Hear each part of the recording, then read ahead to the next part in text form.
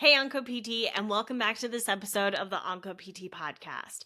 As we close out the rest of this year, which again, still don't know how we got here, but here we are, and I'm just going to lean into it because at this point, I cannot stop 2024 from coming, and I just kind of need to get over it at this point. And I think one of the things that maybe I'm almost feeling a little resistant or hesitant to revolving around being the new year is that this year has been a big period of growth for me and challenges. And while most of them I can look back on and say with certainty, yes, those are supposed to happen. I learned a very valuable lesson and now I'm going to learn and grow from that.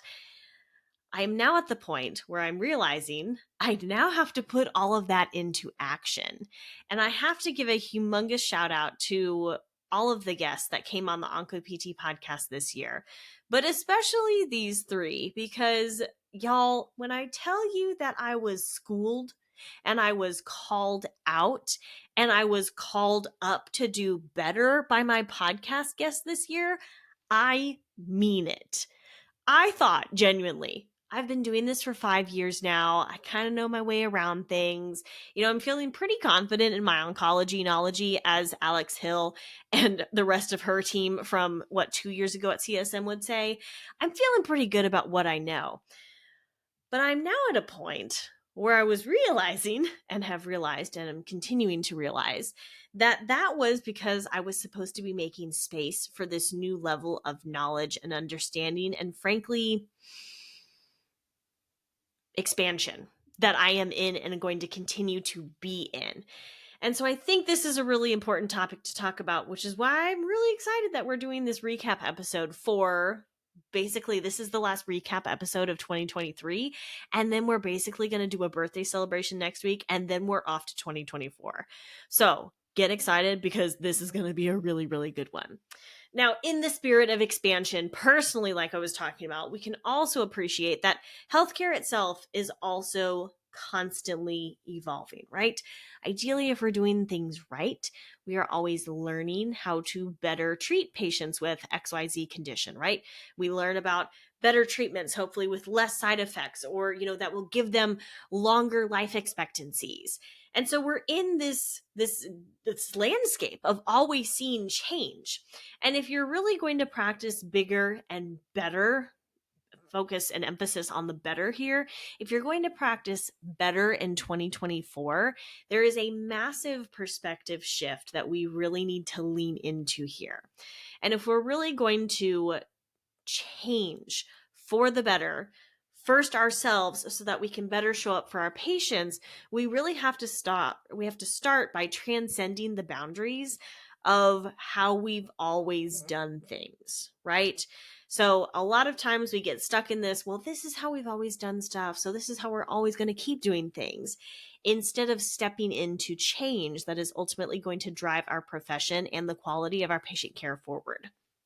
And if we're going to really do that, then we have to step into a holistic approach into patient care, especially for our oncology patient population. And this recap episode is going to dive into some of these extremely insightful conversations that I had with three very, very special guests on the podcast this year. And that is Joe Sanok, that is Dr. Lori Boright, and that is Dr. Rebeca Segraves, who I will all link to below. You're going to hear clips from them. You'll be able to find their former interviews that we are referencing in the podcast. But stay tuned for that, friend, because we've got a lot to unpack before we get into that. And each of these guests were so wonderful because they really highlighted and shone a spotlight on what are some of these unique ways that we can show up better for our patients and practice smarter and not just work harder in the new year. So from the urgency on how do we practice more healthily, as in you and me as the healthcare providers to better show up for our patients, to this transformative impact of actually integrating like prehab and rehab into palliative care from the get-go, but also all the way through the continuum of, cancer care that we know it to be, even into end of life. And then also nuanced challenges of treating more, quote, niche patients, and then you're going to hear about how we unpack that's not actually a thing. The discussions I had with each of these amazing speakers really shed light on just some of the big changes that need to happen if we are really going to step into delivering the most comprehensive, multidisciplinary care approach for our patients.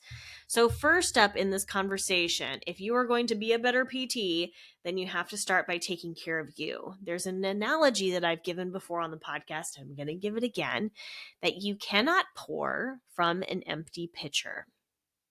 Just as if you have ever flown on an airplane before, then you know one of the first things that you hear during that safety message from the flight attendants on board is, in the case of an emergency, or where there's not enough oxygen, you're going to have those little yellow or whatever colored masks deploy from the ceiling. Put yours on first, and then help others around you put their own masks on. Because frankly, if you're dead, you can't help other people survive this oxygen crisis or whatever other metaphorical situation we're talking about here, right? And so in my conversation with Joe, we really talked about how can we leverage what we know about healthcare and what we know about how to be a healthy individual and highlight a lot of the discrepancies in how to live a healthy life and what our work situation actually looks like. And then how can we bridge that gap to ultimately get you as the provider, but maybe also some of the other key stakeholders in this situation to lean more into a healthier work environment. Because again, we are looking in this episode and beyond into 2024, we are looking into how to practice. And I firmly believe that that starts with you, the clinician. If you are going to show up and treat your patients better, you have to show up for yourself first. So take a listen to this clip from Joe. You're really going to love it. Do we want doctors that are working 50 or 60 hours and for you to be on the surgery table with someone who's been working for 60 hours? Like, is that good for health outcomes? Is that good for patient outcomes? Is that good, for liability? I mean, I don't know the data on it, but my guess would be that if someone's working 30 to 35 hours a week, that they're probably doing a better job statistically than someone that's working 80 hours a week in regards to how much they accidentally screw up.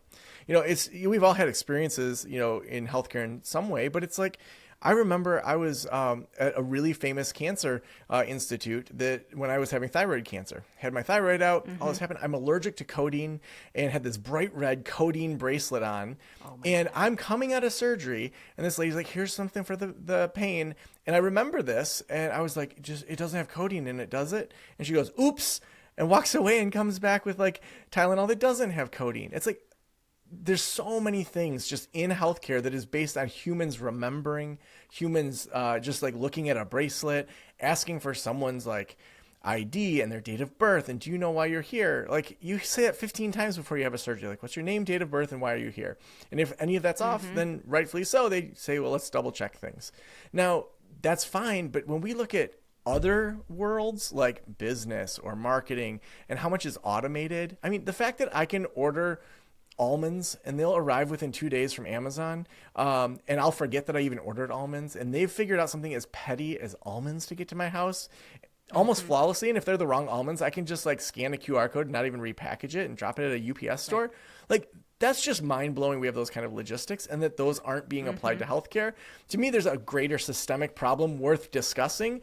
And one of the symptoms of that is that it's very hard to implement healthy habits within healthcare, which is crazy. Healthy habits in healthcare, they should be leading the charge. So then what do we see is we see these people that are burned out, they're stressed out, probably have a lot of inflammation. We know that inflammation's, very much associated with cancer. So we see the very people that are supposed to be teaching us how to be healthy are often in a system that is unhealthy. And one of those symptoms is that it's hard to implement the 4-day work week. So we can talk through, like, say there was a clinic that wanted to do that, what would that look like, and how do you work with higher ups? And I wrote a whole Harvard Business Review article about how to do that no matter the industry, and we can go through that. But we first just have to say, like, there is some crap in the healthcare world that is unnecessary and could really be changed with just some basic good logistics. Agreed. 100%. I mean, it's First of all, I'm so glad that you had the cognizance, like the cognitive awareness after coming, like as being a patient yourself to check that. I mean, to do a little more of a, like innocuous, very PT example, y'all, I have treated the wrong side of a person multiple times as a professional and as a student. And like, again, just coming from the more tired you are, the more burned out, the more just exhausted you are, the more errors we make. And while I can look back on that and be like, wow, that was really dumb. I will never do that again because I've made that mistake enough. Like, it's those errors over time that can really add up to make a very negative experience for your patient. Maybe it doesn't take multiple errors. Maybe it takes one to where it is problematic, even catastrophic for that patient. And it matters for us as PTs too. Absolutely. And I think that that's where there are things that will always have that human element. We want that to be a part of our healthcare. And there's so much that could be automated, could be triggers, could be even just like having when someone's laying on the table could make it very clear what's left and right. I mean, having AI be a part of it, it's not very hard to implement a lot of these things. Now, back in episode 266, that's the interview that I did with Dr. Lori Boright. We talked all about how to integrate prehab, like actual prehab, into the palliative care setting within oncology. And I'm not going to get into too much of the specifics there. If you want, you can go back and listen to that interview. In fact, I would really encourage it. But one of the themes that came out of this interview that was extremely unexpected for me personally was, yes, we talked about palliative care and end of life care and hospice and how rehab plays into all of these and how even prehab plays into all of these potentially.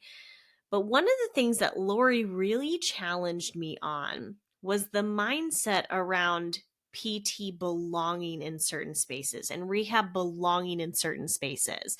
And again, one of the things that we find sometimes, especially in like the early literature when PT was first kind of starting to be implemented into more palliative oncology situations, is a lot of providers genuinely thought, I don't know if this is a good idea. I don't know how this is going to work.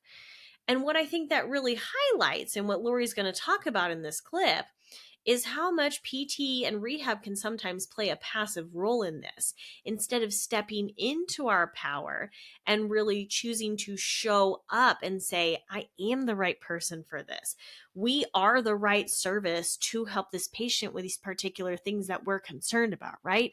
So instead of being reactive, which rehab is historically known for, this is really challenging us to almost think more in a prehab context, not just for we want to be early intervening with our patients to screen and assess for any potential impairments and then start treatment as needed.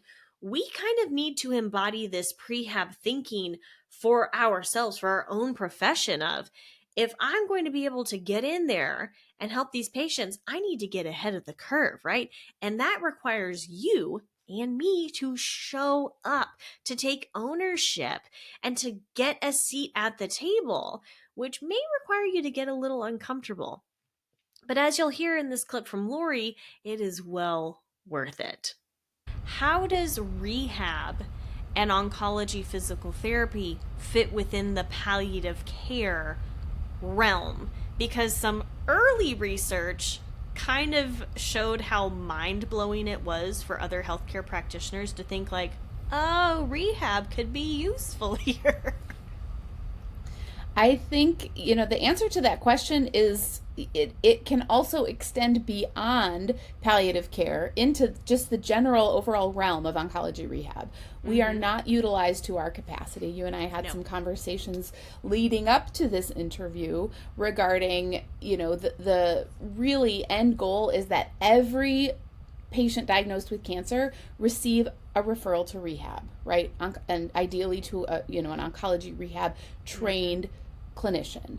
We know that that is not happening. I don't have statistics to rattle off at what level, but there are statistics that say, up to 89-90% of patients with a cancer diagnosis will have some sort of adverse effect that we as rehab clinicians can mitigate. And so when we talk about how this relates to the palliative care domain, as I mentioned previously, we've seen an uptick in utilization of services for other chronic diseases, stroke, COPD. Those are two prime examples of diagnoses that we would ordinarily see, through a palliative care service line. So it is a relatively novel concept, and I'm really tired of saying that, but it is true. We have not achieved, that end goal of seeing every single person diagnosed with cancer. Ideally, this concept of rehabilitation, when we see someone at the time of diagnosis, we've established a relationship with this individual, right? And we watch them transition, and it's like that watchful waiting, prospective surveillance, when they need our services, because we know now, it's not if, it's when they will need our services. Those statistics really don't lie, right? For whatever adverse effect that we might need to manage throughout the trajectory, and it will change. We are all fluid. Every body is different, and how they respond to their cancer treatments and all of that. So I think when we're talking about like sort of a nuclear hospital type setting, it makes sense, and I think, I can't speak statistically, but I think it happens a little bit more naturally when the physical therapists are functioning and following the patients on the oncology floor. When these conversations arise around utilization of palliative care services, we're already part of that integral team, right? So those conversations happen very naturally. So my assumption is that we are, definitely much more involved throughout the process there. If someone doesn't have an acute hospitalization and their utilization of services are primarily ambulatory, you're sort of at the mercy of your care team picking up on issues that might be mitigated from a palliative care referral and working with the individuals of that palliative care team. Did I blow your mind there? Oh my God. I like full body chills. Whoa. Yes. Keep going. So I do say that, and I say this often, I feel very fortunate to be a healthcare practitioner, and certainly in this domain, because I know how to advocate now, right? As I mentioned earlier, my entry into this area of specialty practice was not by choice. It was by circumstance. Both of my parents, who are, different types of cancer survivors to this day, did not receive any kind of rehab throughout any of their cancer, their respective cancer journeys. So, that was the light switch moment for me, and why I felt the need to make it different for other individuals. So I think the same exists here. It isn't until maybe you have a personal experience that you realize that this could be a very different thing. And so again, I feel fortunate that I have the knowing to advocate for these things. And I think, again, the more we make these conversations normal in the healthcare community as well as outside of the healthcare community, it's a large, a very ambitious goal. But it's that whole adage, when you know better, you do better, right? If I know that when my family member starts to decline and we're moving towards the end of, it's a non-curative thing, but they're struggling in certain ways, I will ask the question. I will advocate for my family member or myself if it happens to, if that individual, is in that position. I will advocate for myself for these services, because it isn't always about, everybody having this broad lens. You would think that, in this day and age, when you are integrating with a palliative care team, that everybody would be conscious of what everyone else is doing, but that really isn't the case. And it's not a judgment towards the other members of this team. I sound very passionate about this because I am. Our colleagues on these teams are really focused and siloed towards, their area of practice. So physicians, I say this a lot when I'm doing my entry-level stuff with the entry-level DPTs. All of these life-saving measures, chemotherapy, radiation, oncologic surgery, those physicians are in the business of saving lives. We are in the business of enhancing them. So we have to invite ourselves to the table. We have to follow our patients through the trajectory. If your orthopedic patient ends up with a cancer diagnosis, I take it on myself. I'm here for you for these things in the future. So it comes from us as well, as just being a really responsible healthcare practitioner, to make sure that our patients and our communities know the services we provide, the things that we can do to enhance quality of life throughout that survivorship trajectory, and certainly within the context of the life limiting end of things, improving that quality of life, and helping just improve whatever functional limitations might exist.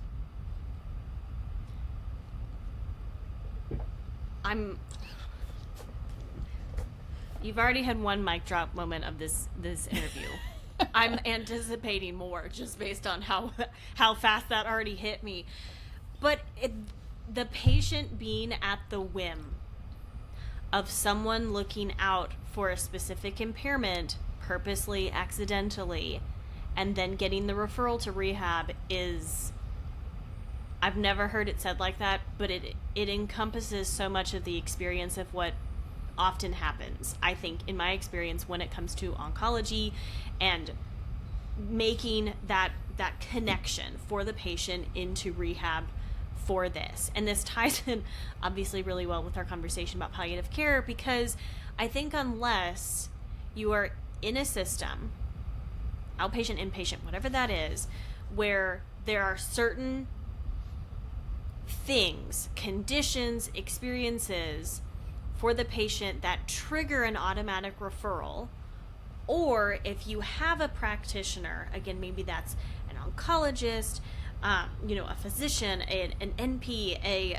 PA, a nurse, somebody who is picking up on this information to then say, you know what, you're really going to benefit from rehab. Like, it's very much, we're dependent on those two things for the patient to actually get connected, when we know that we could, again, intervene so much more quickly. We could see potentially faster progress. Maybe that patient isn't going to see as much decline, if they're able to get into those services. It's just mind-blowing that it's such a chance encounter for so many patients to actually get in and get these services. And it shouldn't be, but it is. Now, as we close out the episode with this next clip from Dr. Rebeca Segraves, this is going to build on a lot of what Lori talked about in her interview, and I think you'll see why I picked these two clips back to back very, very shortly. Now, if you've already listened to episode 271, which was the episode I did with Dr. Rebeca Segraves previously, then you already know what you're in for with this episode. But if you haven't, let me give you just a little rundown on what happened in that interview. First of all, buckle up, Buttercup, because this is an excellent, outstanding episode that I myself have gone back to multiple times to listen to because of how powerful it was. I genuinely was not expecting to be called out and called up in the way that Rebeca did in that interview, in the best of ways. When I went into this interview, my focus was on how do we work with patients who are pregnant and postpartum in the oncology world. And I genuinely thought I was going to get kind of a to-do list or almost like a play-by-play guidebook on how do I, when a patient who is pregnant or postpartum comes in to see me, like, what do I need to do to make sure that I'm checking off all these boxes? And y'all, when I tell you that Rebeca took this and just totally took me and spin me on my head, I'm not joking around, because it was outstanding.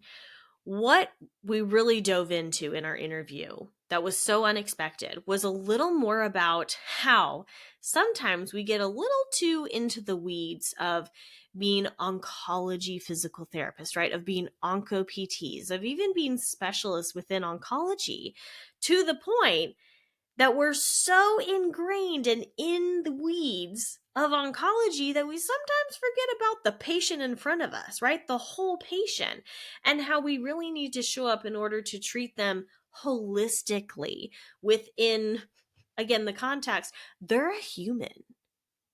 This is a human being at the end of the day, and we cannot isolate ourselves to just be thinking about the cancer diagnosis. And at the same time, one of the things we talk about in this clip of is very much, how much the more you specialize, the more you realize you kind of have to be a bit of a generalist.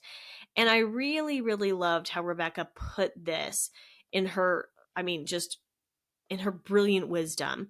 Anyways, I'm going to talk myself out of it and I'm just going to stop talking.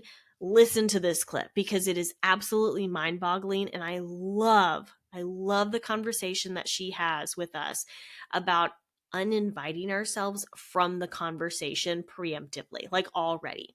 Anyways, take a listen. You're going to love it. That's so much already. Like, I feel like we haven't even gotten to the pelvic floor stuff, and already we're facing, like you said, cardiopulmonary. It's so funny because, and I'm curious how you feel on this.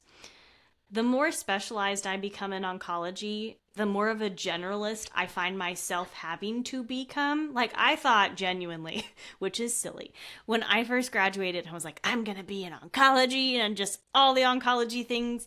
Now I'm like, I need all of the PT things to be able to treat this patient population. And that's not even including the pregnancy postpartum aspect of it. Like, holy cow. Yeah. Lise, you said something so important that I teach students now. So I'm in a doctor of physical therapy program as an assistant professor. And I say all the time, you're graduating as generalists. However, when you choose to specialize, you're taking that generalist knowledge and you are zoning in on that specific patient population that you're choosing to specialize in. So if you're specializing as an orthopedic clinical specialist, you're taking your orthopedic knowledge, right? But that doesn't mean that you negate the fact that that orthopedic client may have cardiopulmonary issues, may have cancer-related issues, may have reduced range of motion because they had a mastectomy, may have issues with getting in and out of bed because they just had an open abdominal surgery like a C-section. And now it's also impacted their pubic symphysis and their ability to walk. And so what I feel like is we've taken this our specialists and we've said, no, we're only going to focus on the very narrow things within that patient population. And we're forgetting, no, that patient population also has a heart. They have a brain. They have a digestive system. They have a respiratory system. And that's all impacting their movement and their human experience, right? And their ability to function. So as a specialist, we never forget our generalist knowledge. We're just applying it to the patient populations that we've studied so hard to learn their whole journey as a patient. It's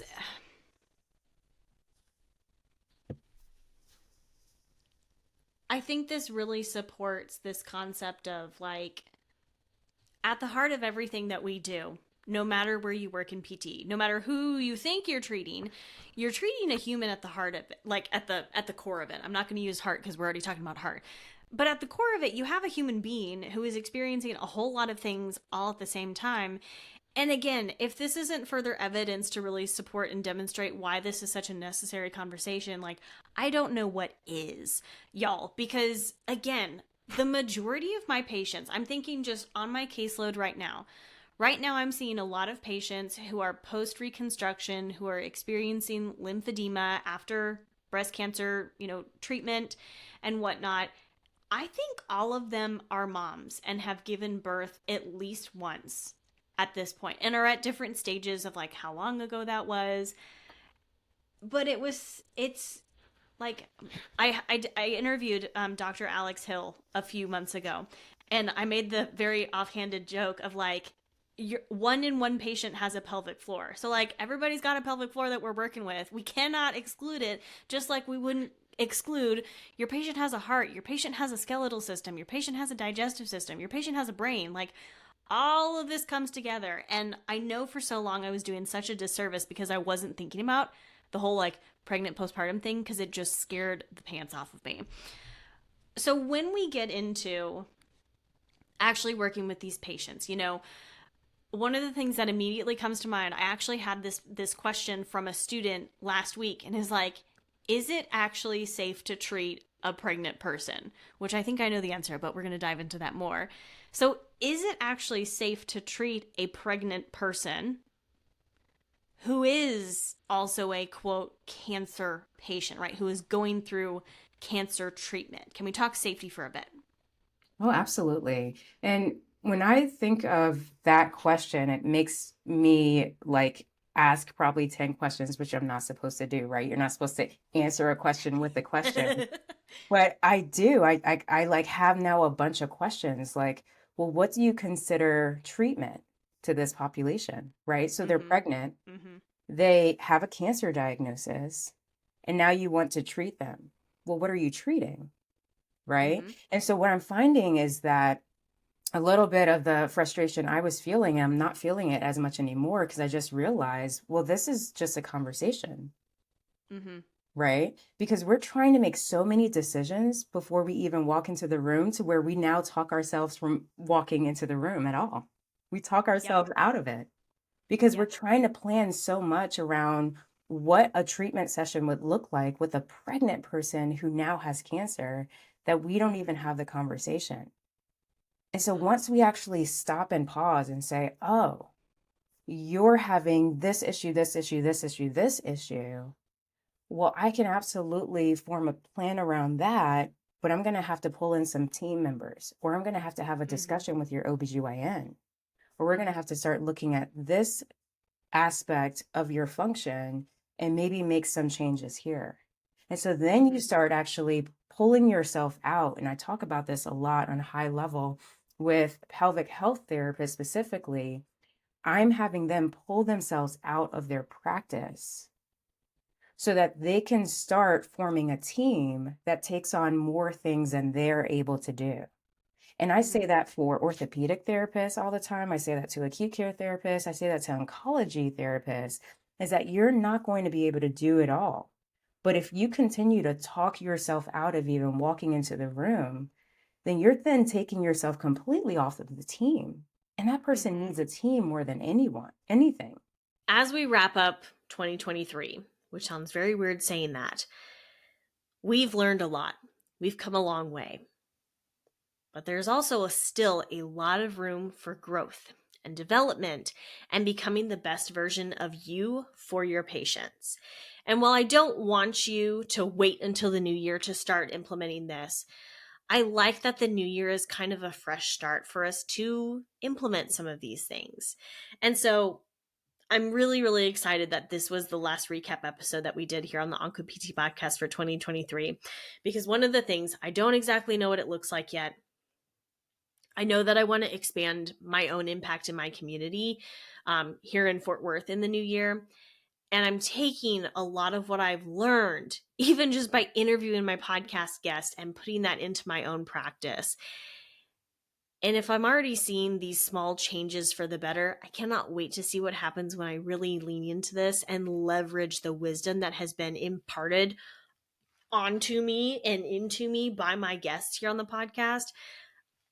I mean, 2024 just holds an endless realm of possibilities, and I'm really, really excited to see what it brings. And I hope that is the same for you. I hope you have this same level of excitement and passion and inspiration from today's guests and those recap clips, that we talked about. So, anyways, thank you so much for spending your time with me today. I really appreciate it. I hope you enjoyed those recap clips as much as I did, as much as I enjoyed picking them out and listening to them again and just hearing some of those lessons that I've learned over this past year. So, again, thank you so much for joining me. Until next time, this is Elise with the OncoPT. And remember, you are exactly the physical therapist that your patients with cancer need. So let's get to work.